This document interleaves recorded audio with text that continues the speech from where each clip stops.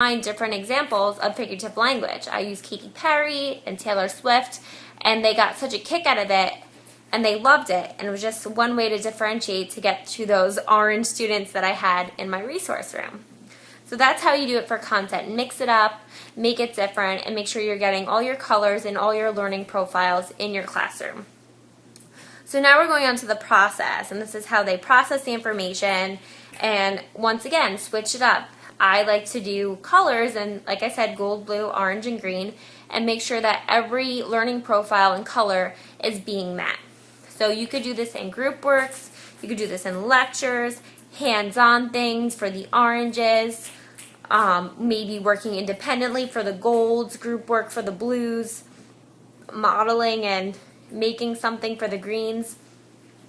So once again, their learning profile is really going to showcase the best way that they learn.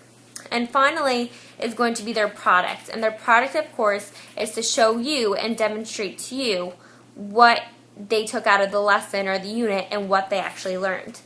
And again, this could be done in many different ways.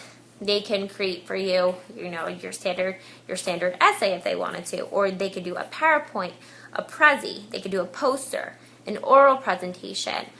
I had one student who really loved making movie trailers and commercials, so I let him do that. I had another kid who would make mock cooking shows, and he would just put whatever information we were learning and kind of set it up like a cooking show. So I gave them a lot of choices to show off their learning profiles and to show me that they understood the information, but we're just presenting it in a new way. So learning profiles is really taking how the student learns best and showcasing it and using it to their strengths. So now another way, or another how that we differentiate by is by student readiness. And basically how we do that is like, what is their level of learning? Where are they in your classroom?